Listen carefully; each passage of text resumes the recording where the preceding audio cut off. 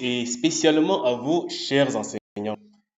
Nous vous sommes reconnaissants d'avoir accepté d'être des acteurs de ce système qui a pour but d'accélérer l'apprentissage des apprenants grâce au numérique.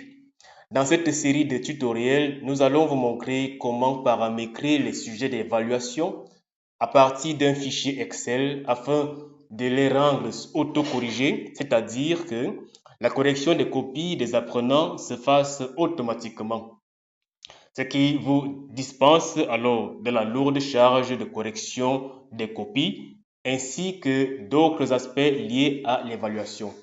Avant de passer à la configuration des sujets proprement dites, examinons les différents rendus des questions sur l'application afin d'avoir une idée précise sur les différents types de questions paramétrables. Commençons par les QCM. La question se présente sous la forme d'un énoncé suivi d'au moins deux options. L'apprenant est invité à sélectionner l'option ou les options justes. Ici, on a deux options. Question suivante, là, on a quatre options. Je peux donc sélectionner une option et lorsque je sélectionne une option, ici, il existe une seule option juste. La sélection d'une nouvelle option désactive automatiquement la précédente. Il y a des cas aussi où il existe plusieurs options justes. Dans ce cas, le nombre de sélections possibles est limité au nombre d'options justes. Au-delà, c'est-à-dire si l'élève essaie de sélectionner plus d'options que d'options justes, une infobulle l'informe qu'il ne peut sélectionner plus d'options. Et dans ce cas, il doit désélectionner d'abord certaines options afin de pouvoir modifier le choix des réponses. Donc voilà pour les QCM. Passons au deuxième type de questions, les questions accro. Nous avons un exemple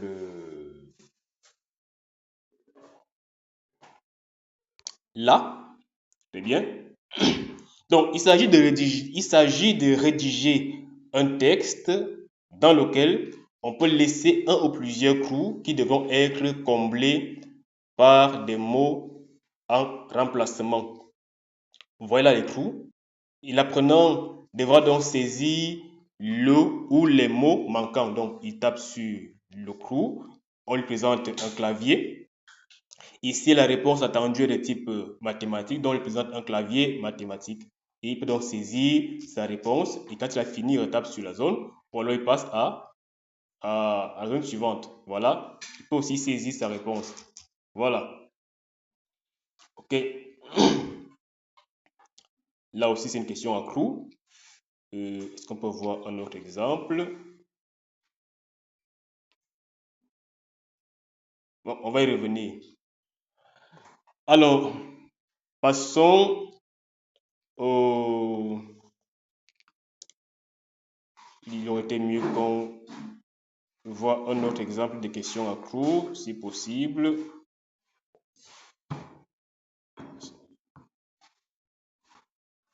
Bien, pas dans cette épreuve en tout cas. Alors, passons au troisième type de question. Il s'agit de questions de type ordonnancement. Nous avons là un exemple. Alors, il s'agit de proposer plusieurs mots au groupe de mots que l'apprenant devra utiliser pour rédiger la réponse à la question posée. Par exemple, on décompose une définition en mots ou groupe de mots et le but est de restructurer cette définition. Ici, on demande à l'élève de factoriser l'expression F. Voilà. Donc, la réponse est faite à partir des mots suivants. Donc, ici, ici, on a des mots à 1 et 2 caractères maximum. Il va donc se servir de ces caractères ou de ces mots pour produire sa réponse. Par exemple, 5 facteur de 4x moins disons, 3 avec parenthèse, plus, non pas plus, j'efface, facteur de, disons, 2x plus, voilà, bon, ça, voilà, par exemple. Donc, voilà comment il produit sa réponse. Donc, voilà un exemple de question de type ordonnancement.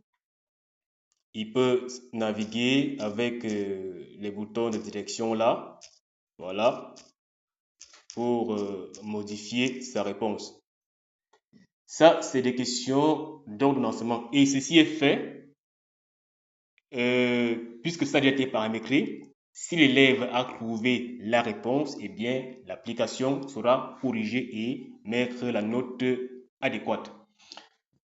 Alors, passons enfin au dernier type de questions. C'est des questions de type réponse courte. Alors, un exemple. Il se cache où là, cette question? Voilà. Donc, il s'agit de proposer un énoncé, une question, donc pour moi, à laquelle on pourra apporter une réponse courte. Exemple, en histoire, on va dire, question. En quelle année est-ce que le Cameroun a accédé à l'indépendance? L'élève devra saisir 1960. Donc, on lui laisse donc la latitude de saisir lui-même sa réponse. Ayant déjà, bien sûr, la réponse en arrière-plan qui sera utilisée par le programme. Donc, voilà, on peut donc, il est donc question qu'on mette les différentes réponses possibles. Alors, ce type de question est utilisé lorsqu'on peut énumérer de façon exhaustive les différentes réponses possibles. On va donc les lister, les mettre dans les options lorsqu'on est en train de paramétrer la question. Ce type de question, voilà d'abord l'exemple. Donc, il va saisir le clavier, il va ouvrir le clavier, et bien, il va saisir sa réponse dans ce cas. S'il a besoin d'une expression mathématique, il va donc solliciter le clavier mathématique qui est là, où il peut avoir les symboles mathématiques sous différents panels, là, alphabétique, là, donc symbole, et ainsi de suite. Donc, il peut, même si c'est un devoir de mathématiques, il peut vraiment écrire sa réponse, sa formule sur l'application. Et il peut refermer le clavier. Très bien. Alors, je disais donc que ce type de question peut aussi être utilisé comme question-réponse ouverte. Par exemple, en français, on va demander à un élève de réécrire une phrase, non pas de réécrire, je vais dire plutôt en anglais, comme ça, de traduire, je dis en anglais bien langue vivante, c'est mieux langue vivante.